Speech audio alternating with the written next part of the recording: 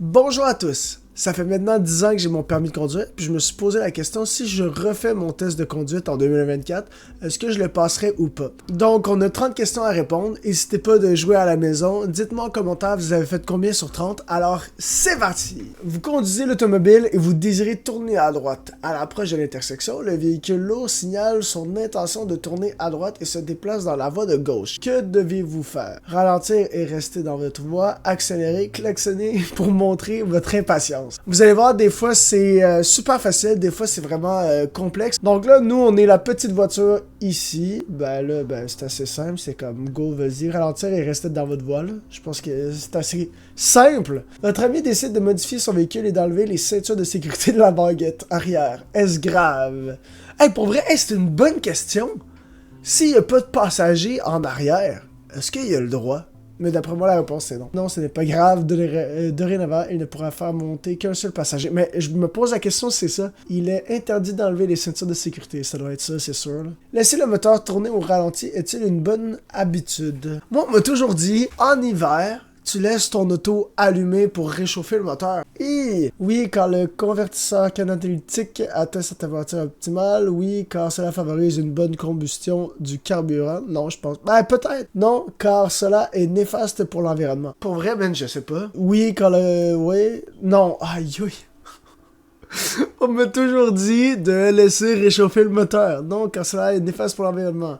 La marche sur l'entrée au ralenti constitue un énorme gaspillage d'argent car elle fait consommer du carburant sans vous mener nulle part. Maintenant, dans le chat, vous allez savoir qu'il ne faut pas laisser rouler le moteur.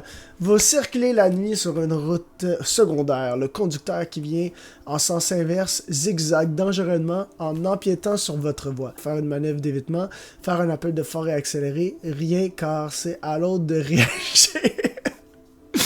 Puis te laisser foncer dessus. C'est klaxonner, je pense. Lorsque votre sécurité ou celle des autres usagers est menacée, le klaxon est un moyen efficace pour signaler votre présence. Est-ce que les femmes enceintes doivent porter la ceinture de sécurité? Ben oui. Tac, et voilà, le test super facile.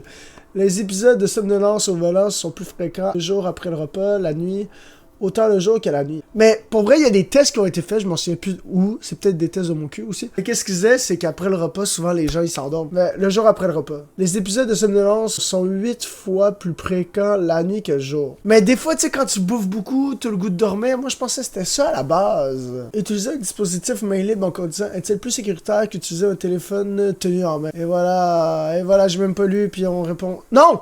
Non! Mais what? Les deux façons d'utiliser un cellulaire représentent un risque équivalent. Ça, je suis pas d'accord. Ok. On se rattrape là, j'ai comme 3 mauvaises réponses. Dans la situation illustrée, le camion fait marche arrière pour entrer dans une entrée privée. Que devrait faire le conducteur du véhicule 1? Arrêtez le plus près possible de l'entrée privée. Mais non, c'est un gros camion. Arrêtez et attendre que la voie soit libre avant de continuer. Et voilà. Des fois, elles sont super faciles. Quel est l'effet d'une augmentation de la vitesse du véhicule? Le conducteur devient plus attentif à la conduite? Non. Le conducteur a une plus grande maîtrise de son véhicule? Je pense pas. Le conducteur a moins de temps pour percevoir les dangers. Est-ce qu'un médicament contre le rhume, la toux ou les allergies peut altérer la capacité de conduite? Ben, ça dépend lesquels. Je sais pas, man. Moi je dis oui, c'est sûr qu'il y en a, là. C'est ça. Léo et Léa ont leur permis probatoire. C'est quoi ce permis probatoire? Je sais même pas. Depuis peu, ils ont réussi facilement leur examen de conduite. Pourtant, ils ne se sentent pas toujours compétents au volant. Ils ont peur d'avoir un accident. Ils ne sont pas assez audacieux. Ils ont besoin de temps, I guess, oui. Vous sauvez une moto, vous prenez soin de conserver une distance équivalente à 2 secondes avec la moto. Est-ce suffisant? Man, je sais-tu, moi je le... What? Je comprends pas comment ils le calculent, mais oui, mais je pense que 2 secondes c'est beaucoup. Ben, j'imagine que oui. Man, je sais-tu, les motos freinent sur une distance beaucoup plus courte qu'un automobile. Si vous suivez une moto, augmentez la distance qui vous sépare. Genre, qui compte en secondes? Qui se dit, ok, ça fait 1, 2 secondes, ok, je suis dans une bonne distance, man. Personne! Vous approchez d'une école et d'un terrain de jeu, vous respectez la limite maximale de vitesse qui est de 30 km/h. Continuez sans rien faire de spécial, être prêt à ralentir et à vous immobiliser, maintenir votre vitesse, regardez plus souvent que d'habitude votre indicateur de vitesse, ben oui, à ralentir et à s'arrêter. En présence de signes qui annoncent la présence d'enfants, soyez particulièrement vigilants car leurs réactions peuvent être imprévisibles. Effectivement, ça m'est déjà arrivé. Vous circulez sur le boulevard à l'heure de pointe. Votre ami qui prend place à bord vous parle de ses problèmes personnels. Sa conversation vous distrait. Quelle est la meilleure chose à faire? De lui dire de se fermer la gueule. Vous lui demandez de reporter sa conversation à un moment où vous ne conduisez pas. Montez le volume de la radio. Écoutez attentivement quand c'est très difficile de dire non à son ami. Faire semblant d'écouter, ben là, il dit écoute, ben, je suis désolé, ferme ta gueule, ton histoire m'intéresse pas. Lorsque vous êtes fatigué, quels facteurs peuvent aggraver votre état de fatigue? Le temps d'éveil, la présence de troubles de sommeil, le moment de la journée. Ben, les trois. Et voilà! C'est plié, c'est plié! Vous approchez d'une intersection et le feu de circulation est vert. Vous attendez la sirène d'un véhicule d'urgence. Quelle est la meilleure action à faire dans cette situation? Freiner, vous immobiliser, continuer quand le feu est vert, ben on s'arrête, man. Votre véhicule est immobilisé depuis plus de 3 heures par une tempête de neige. Vous êtes fatigué. Quelle est la meilleure action à faire? Faire une sieste, écouter de la musique, bouger. Ben, bouger. En cas de panne prolongée, bougez pour éviter et vous endormir. Le sommeil et le froid intense peuvent entraîner la mort. Fait que là, si vous êtes pogné, là, vous faites la Macarena dans votre voiture. C'est ce qu'il faut faire, les amis. C'est le temps des vacances. Vous préparez un voyage en famille de plusieurs kilomètres. Est-ce qu'il fait partie de la planification du placement? Qu'est-ce qui? Vérifier l'état général du véhicule. Ben oui, regarde. Concernant la fatigue, quelle phrase est vraie? La fatigue peut affaiblir davantage les facultés. La fatigue a peu d'effet sur la conduite. Ça, c'est pas ça. La fatigue peut être combattue par les produits contenant de la caféine. La fatigue peut affaiblir davantage les facultés. Ben oui. Ben c'est ça. Et voilà. Le véhicule lourd est en sens inverse. Signale depuis un bon moment son intention de tourner à gauche. Quelle est la meilleure chose à faire? Accélérer pour conserver sa priorité. Continuer à la même vitesse car vous avez la priorité de passage.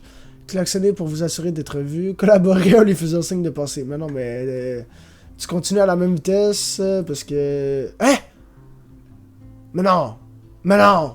Non, je suis pas d'accord, là. Collaborer en lui faisant signe de passer. En présence de véhicules lourds, soyez prêts à ralentir pour les aider dans leurs manœuvres. Collaborer permet de partager. Mais ta gueule! Yo, c'est... What? Ah, peut-être qu'on est arrêté. Moi, je pensais qu'on roulait. Sur une autoroute, vous circulez à côté d'un véhicule lourd et vous vous maintenez à cette hauteur. Est-ce une bonne idée? Ben non, faut le dépasser. Ben oui, à condition de respecter la limite de vitesse, oui. Non! Quoi? Quoi? What? Non, je suis pas d'accord, man.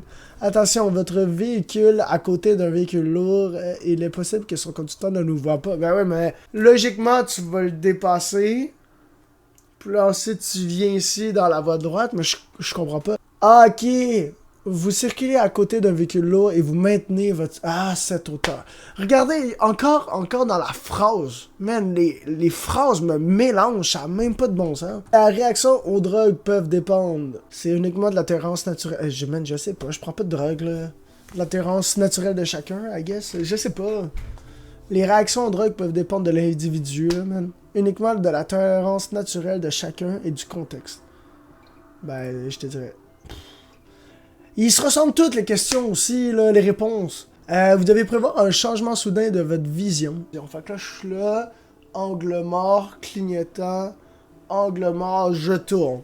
À la sortie d'un pont. Ok, non, ok. À l'entrée et à la sortie d'un tunnel, à l'entrée d'un stationnement extérieur. Ben, à la sortie. Je comprends pas les questions. Ben, I guess, là. J'ai répondu n'importe quoi. Votre sœur s'est levée en retard et elle apporte ses cosmétiques pour se maquiller au volant. C'est une bonne idée, ben non, là. Il faut pas la tête à Papineau pour comprendre. Concernant les véhicules lourds, quelle phrase est vraie?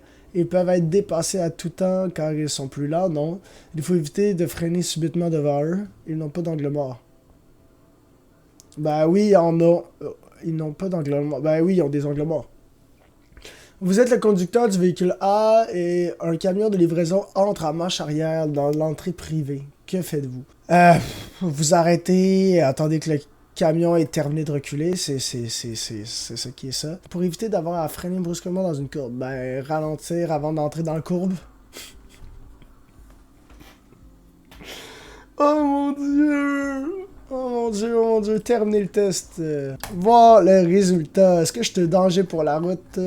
Et ils me le disent pas. 8 mauvaises réponses, c'est-tu bon? 22 réponses sur 30, mais aussi les questions sont vraiment mal posées. Il y a des questions super faciles, il y en a d'autres qui sont vraiment difficiles. C'était vraiment cool d'avoir fait ça avec vous. Donc, si vous êtes intéressé à plus de contenu, n'hésitez pas à vous abonner. Je vous souhaite une bonne journée, bonne soirée, et j'espère que vous avez apprécié la vidéo. Allez, ciao, ciao tout le monde pour une prochaine vidéo.